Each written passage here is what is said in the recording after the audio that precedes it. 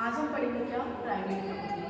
Company हमें पता है काफ़ी टाइप की होती है, जिसमें फर्स्ट गवर्नमेंट के आधार पर कंपनी है वो है आपकी 3 टाइप की।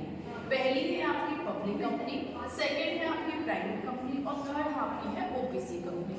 आज जो हम डिस्कस करने वाले हैं वो है अपनी प्राइवेट कंपनी। देखो बच्चों, प्राइवेट कंपनी की कुछ विशेषताएं हैं जिनके आधार पर तय कर सकते हैं कि कंपनी प्राइवेट कंपनी है या नहीं। या आप ये कह सकते हैं कि प्राइवेट कंपनी को कुछ विशेषाधिकार दिए जाते हैं जिससे आप तय कर सकते हैं कि प्राइवेट कंपनी है।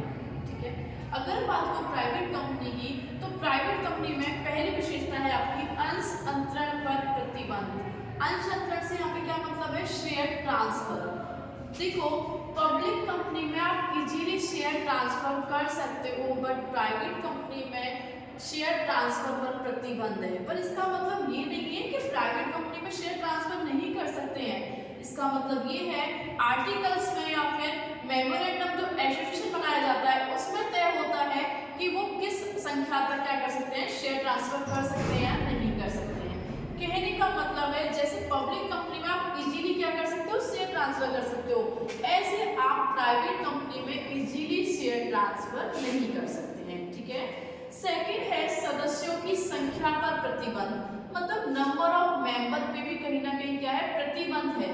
अब जैसे बात करते हैं प्राइवेट कंपनी में मिनिमम मेंबर आपके कितने होने चाहिए, 2 होने चाहिए और मैक्सिमम 200 होने चाहिए। ठीक है, अब आप इससे ज्यादा संख्या नहीं कर सकते हैं। ठीक है, थर्ड है आपका न्यूनतम और अधिकतम सदस्य। सदस्य से मतलब है यहाँ पे मेंबर। प्राइवेट कंपनी में न्यूनतम मेंबर कितने होने चाहिए, आपके 2 होने चाहिए और अधिकतम मतलब मैक्सिमम कितने होने चाहिए, 200 होने चाहिए। इससे ज्यादा आप इस संख्या को नहीं बढ़ा सकते हैं। इसके बाद है आपका न्यूनतम और अधिकतम संचालक। देखो बच्चों, जहाँ पे सदस्य की बात आएगी और बाद में संचालक की बात आनी ही है, क्योंकि हमें पता है कंपनी को जब आप चलाते हैं, कैरी आउट करते हैं, तो हमें संचालकों की आपको आवश्यकता होती है। ये वो संचालक नहीं है जो आप संचालक मंडल में वाले होते हैं। ये ऐसा होता है जैसे संचालक मंडल एक बोर्ड है और उसके अंदर में एक संचालक को नियुक्त किया जाता है जो कंपनी को क्या करता है, सर्वाइव करने का काम करता है। ठीक है, तो अगर मैं बात करूँ इसकी प्राइवेट कंपनी की, तो प्राइवेट कंपनी में संचालक कितने होने चाहिए, न्यूनतम 2 होने चाहिए और अधिकतम की बात करें तो इनकी संख्या कितनी है, 15 है। ठीक है, इसके बाद है नाम के साथ प्राइवेट लिमिटेड जोड़ना।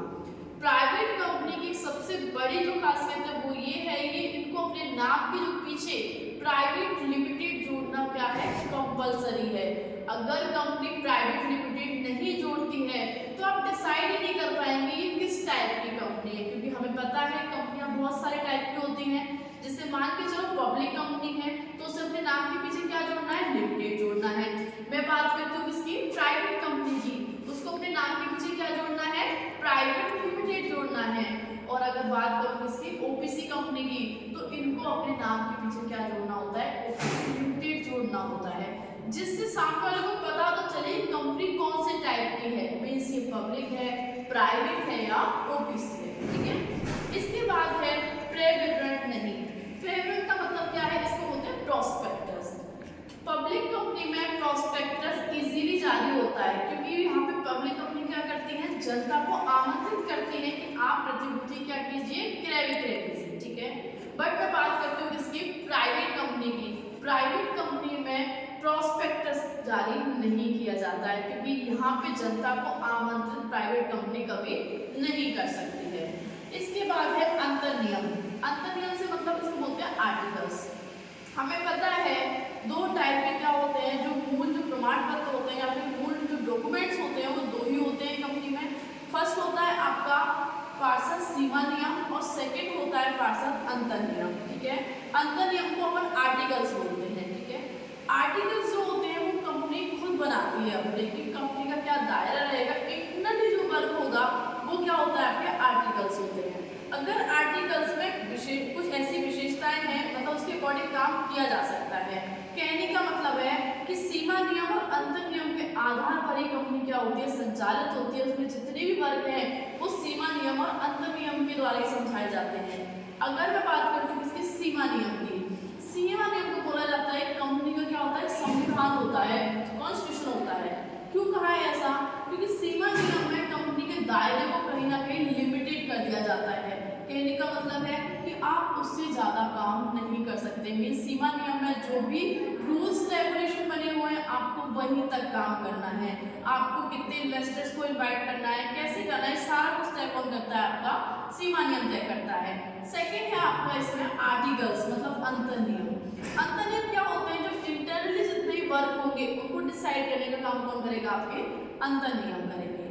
तो यहाँ पे ये कह रहे हैं कि प्राइवेट कंपनी में अंतर नियम में अगर कोई ऐसी विशेषता है, मतलब अंतर नियम में तय कर रखा है कि कंपनी ये काम कर सकती है तो ही वह कर सकती है, वरना प्राइवेट कंपनी पब्लिक कंपनी की तुलना में कहीं ना कहीं कम ही इनको क्या होती है